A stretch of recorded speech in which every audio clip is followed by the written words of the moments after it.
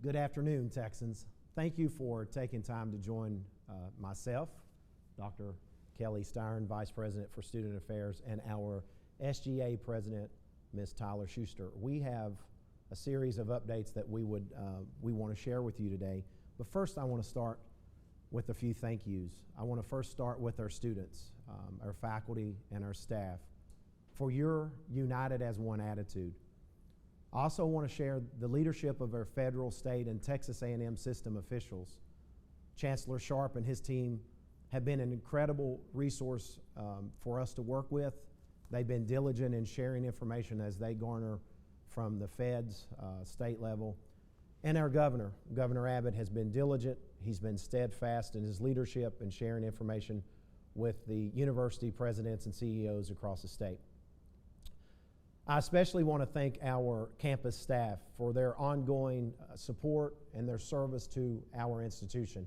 They have went above the call of duty to ensure your safety, your well-being. It's been a remarkable team effort. And so in saying that, I want to start by saying we are here for you. We understand that this is unprecedented times.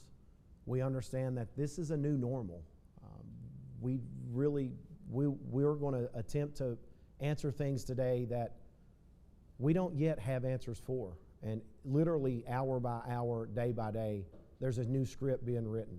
And so I ask for your continued patience, your continued diligence, and your continued support. Because again, as I said earlier, we're united as one. I want to start by turning it over to Ms. Tyler Schuster, our SGA President, for some opening comments from Tyler. Thank you. I'm so glad you've all chosen to join us today. We're really excited to be able to keep you updated, and thank you both for being here and keeping our students informed. I can say that I know how hard Tarleton is working to ensure your safety, and so that's my first question for you all is, what measures are we taking as a university to ensure our students, staff, faculty's health is our #1 priority?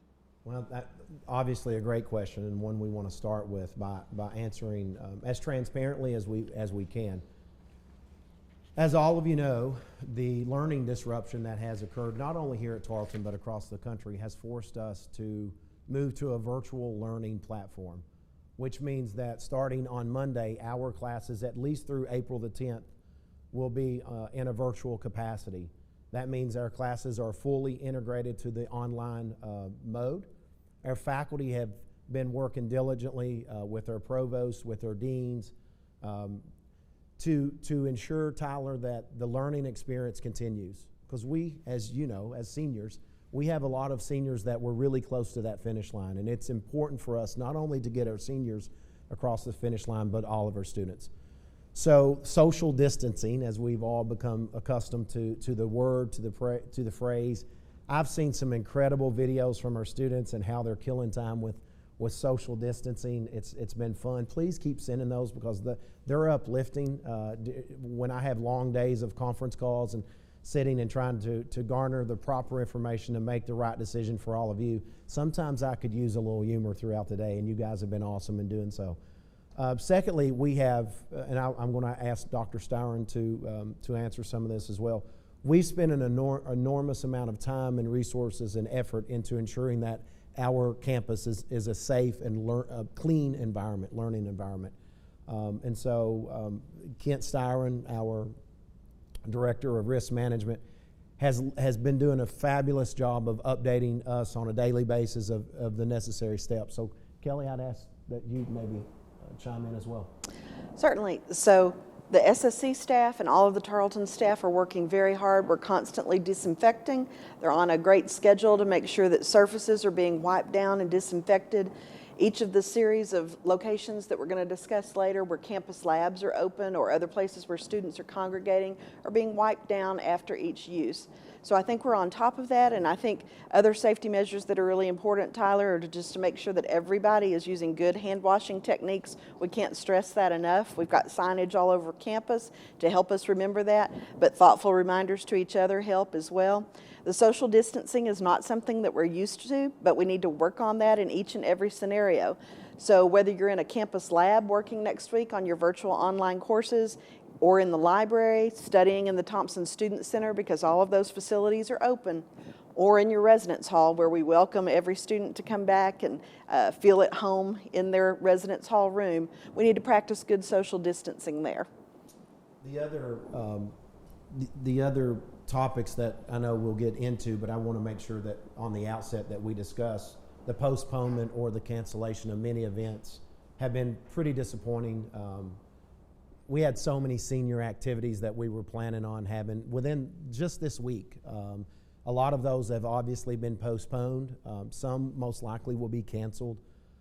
So we're taking those steps to ensure that we're adhering to CDC regulations, our state government regulations, and so ensuring that social distancing and that we're following CDC regulations and guidelines is really important.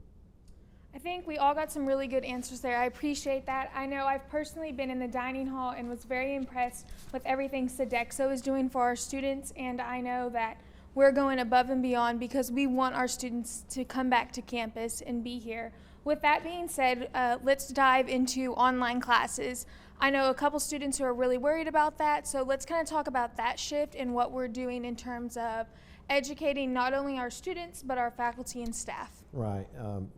And so we're certainly sensitive to the fact that some students came to Tarleton for the Tarleton experience, the on-campus face-to-face. The majority of our on-campus here in Stephenville, that's the reason they chose Tarleton. And we understand that this disruption has occurred. We're sensitive to that. It breaks my heart as well, right? Because I was getting to know all of the students and faculty and staff, and I'm a very face-to-face. Social distancing is hard for me. And I think all of you that have gotten to know me over the last 6 to 7 months understand that I'm the high five, the hugger. So social distancing has been tough. As online learning will be equally as difficult for some of our students that have not had the opportunity to experience online learning.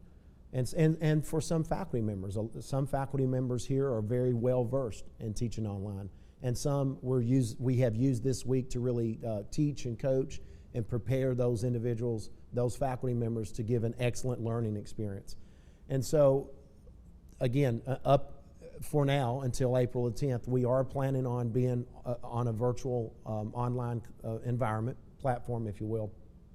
And so it's really important that we, as students, and since we're having this student live chat first, it's important to you students to reach out to your departments for help. Don't try to do this in isolation. Don't try to do it with only your friend. Please reach out to your faculty member, a staff member. Reach out to Dr. Styron, Dr. Murray, or Provost. We're all here to help you navigate this process because we do understand that it's uncharted waters for some.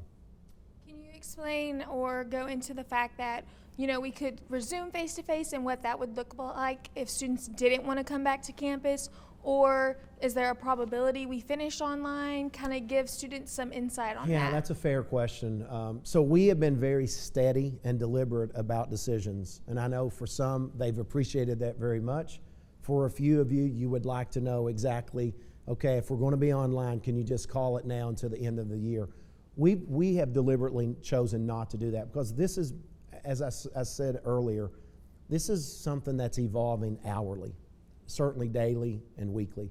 We wanted to be very patient and deliberate in our approach. And so as of now, our plans are after that April 10th time frame is for us to return in that face-to-face environment. With the current trends and the way that the coronavirus continues to spread, I think that's highly unlikely.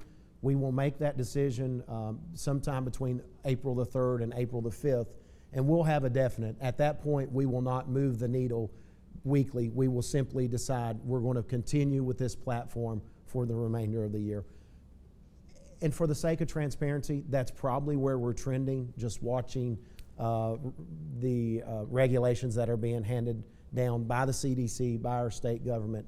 And that's probably the most prudent in ensuring that not only are we safe, but the communities we serve.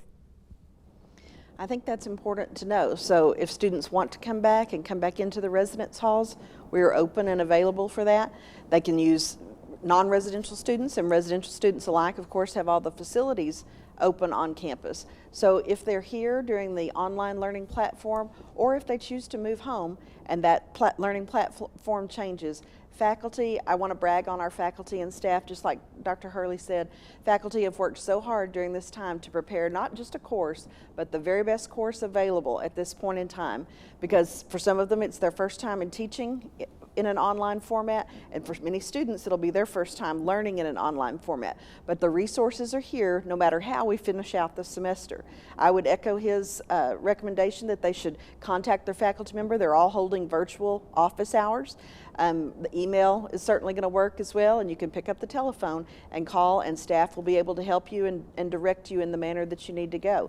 So even if you choose to move out and we hold with the online platform through the end of the semester, you'll be able to come back and get your belongings. You can check back in to the residence hall if you choose to do that.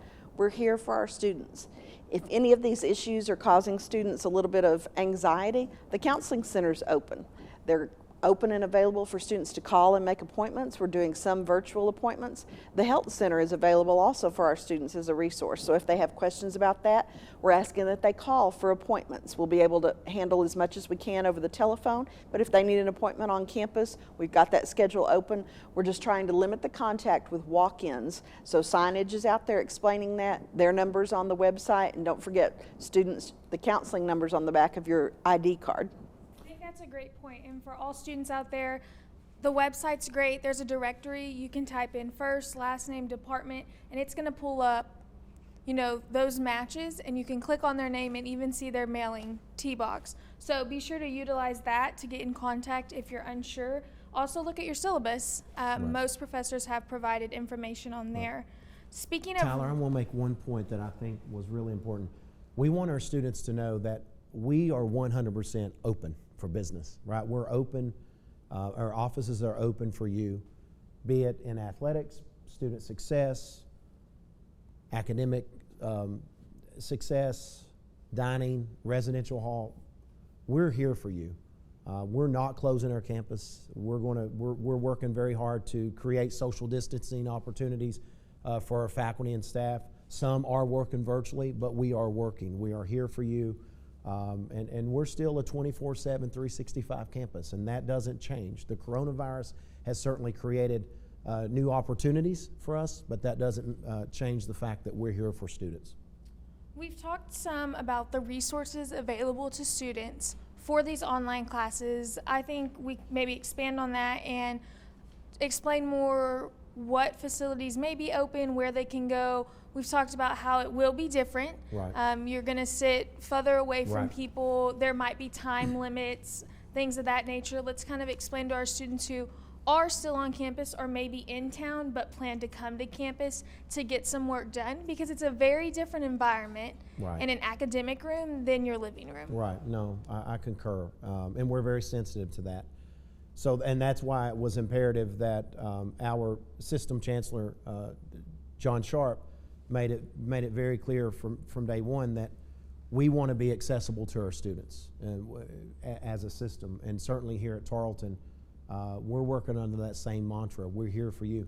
So all of our learning facilities, educational enhancement opportunities, they're there. So the library will be open, albeit we can't have 500 people in the library at one time like we're accustomed to. We have to adhere to social distancing.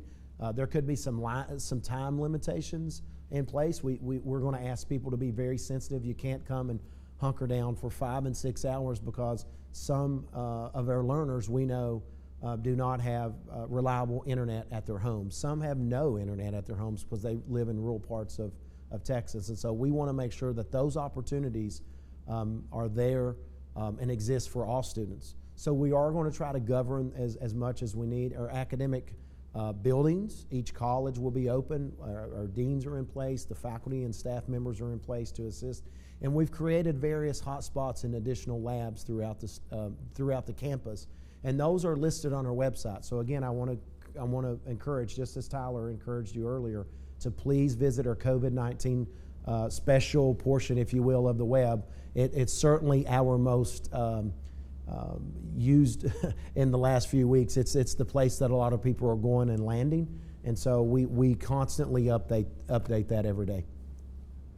I would echo that as well. The website's your best source of information. The library, the Ricketts Library in Fort Worth, so hello to our students at our distance learning centers, as well as the library on this campus, are both open. They do have modified hours, so check the web before you drive over there and make sure about that. The labs that are going to be open for students to have Wi-Fi access are also listed on the web. So it may be a little bit hard to write these down, but there's going to be one in the College of Business Administration, one in the math building, one in the engineering building. There's more than one in these, but these are the buildings that have labs. Business Administration, the math building, the engineering building, the science building, and fine arts. Also, the Fort Worth campus has labs available. So please know that our Fort Worth campus is open, but be advised that our learning centers in Waco and Midlothian are following the lead of our community college partners with their staff working remotely. So check their websites as well. The Rellis campus in Bryan academic building is closed until March 30th, but classes at all outreach locations will be shifting to the same virtual format on Monday. So continue to monitor the web. That's your best source for accurate, up-to-date information. And I know some people have questions about academic advising. There's answers on the website about that to get you more information and plugged in about that. I also know that you can now download off Canva or Canvas and take that lecture home and watch it. And then I'm from rural Texas. I don't have Wi-Fi at home. We talked about that. Being able to, drive up to the public library, sit in my car and download that lecture and go home and watch it. It's going to be a game changer. So know you can do that.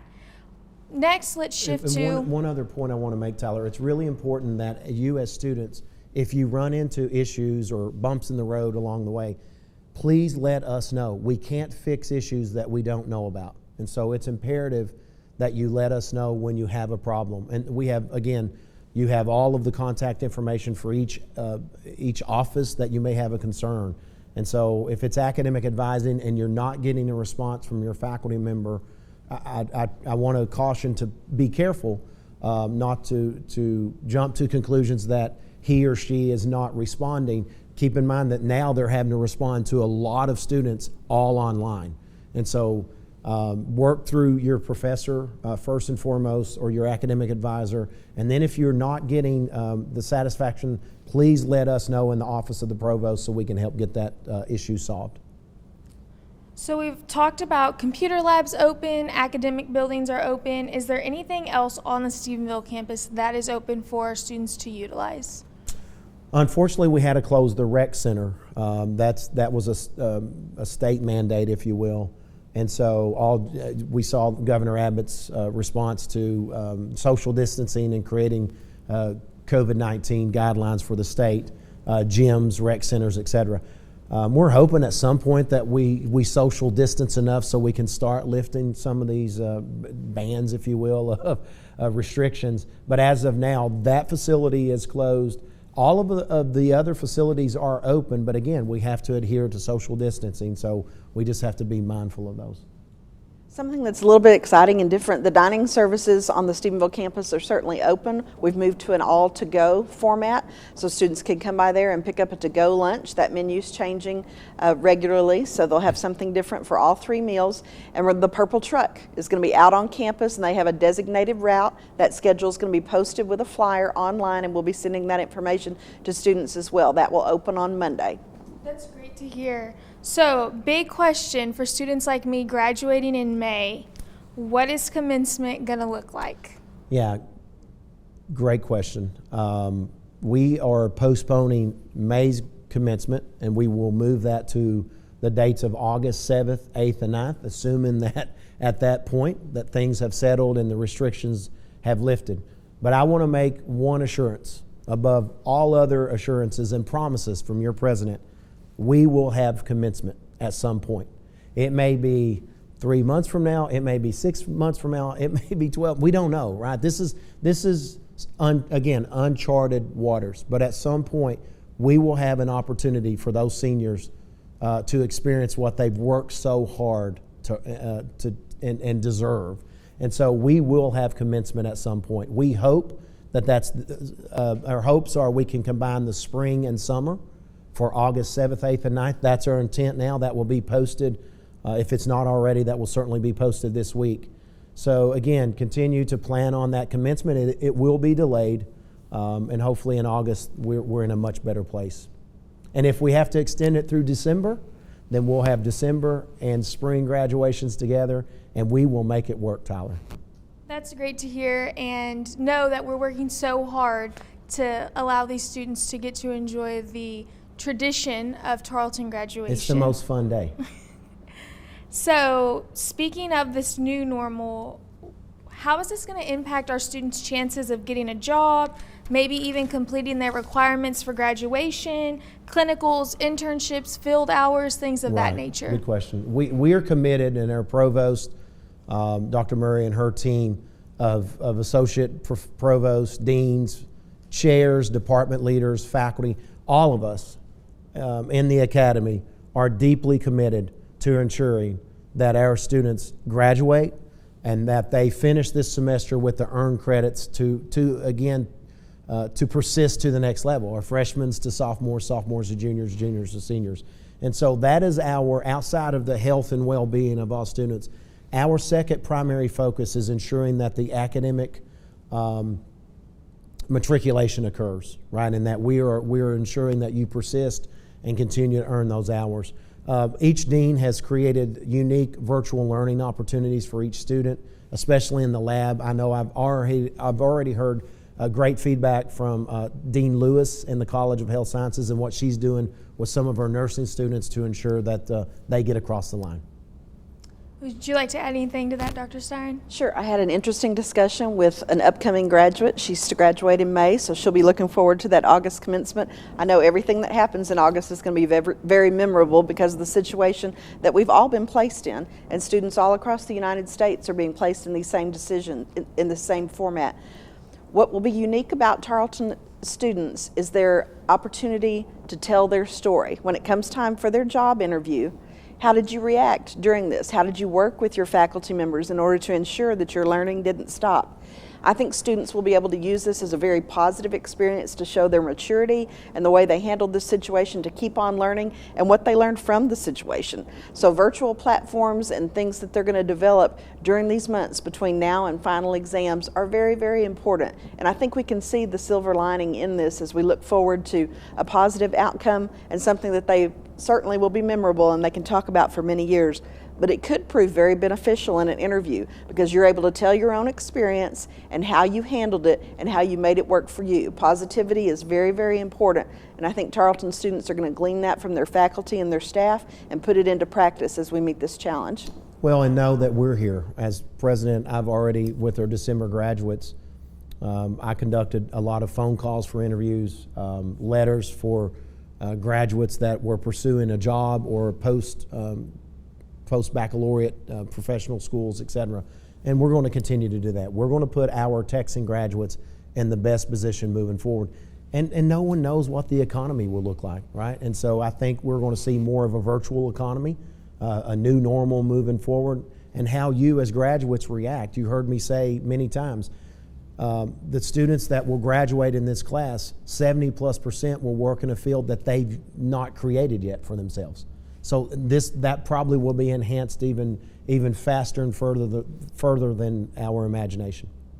I think those are great points, and that each student can reach out to their specific department to work on getting those credits and certificates and things of that nature, and continue to check the website for updates on that. So this is going to be a harder one. It's a question we've gotten a ton. How can students expect? Will there be, what is looking at for an adjustment in tuition? Okay. Yeah, we will not have offsets or adjustments in tuition because we have services that we've had to pay for the entire year, certainly by semester, and we're going to continue to provide that educational experience, and you're going to garner your credits. Seniors will have the opportunity to finish strong, graduate, and so those opportunities will not go away. Along with that, housing and meal plans, are we going to reimburse students for that?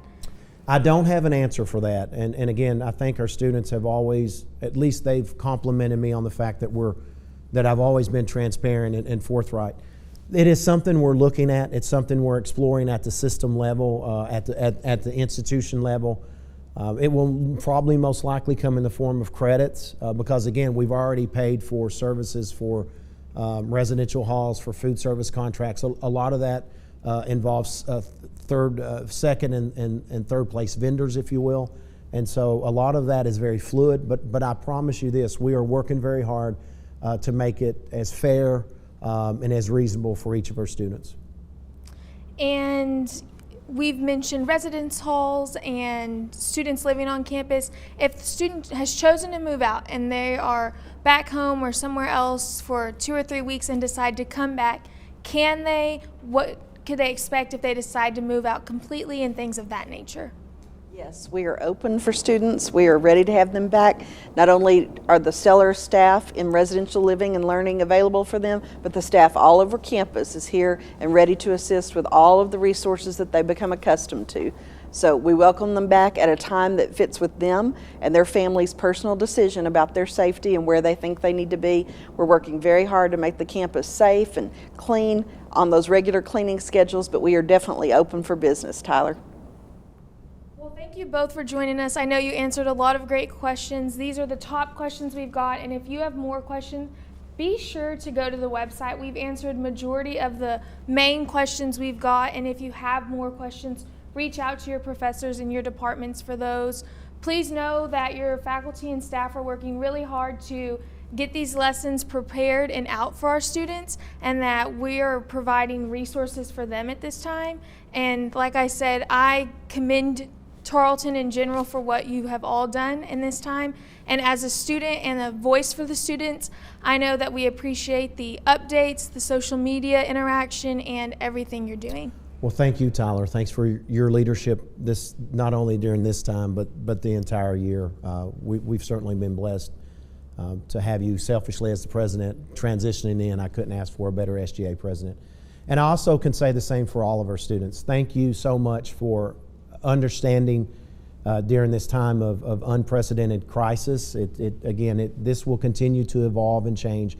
I ask each of you to continue to be patient, to remain diligent in your academic pursuit of a Tarleton degree, which separates you from everyone else in this world, because it truly is special to be a Texan. We will get through this. This will change the way we move through the educational process moving forward. But I promise you, together, we're stronger, united as one. Thank you for joining. Godspeed, roll Texans, and bleed purple.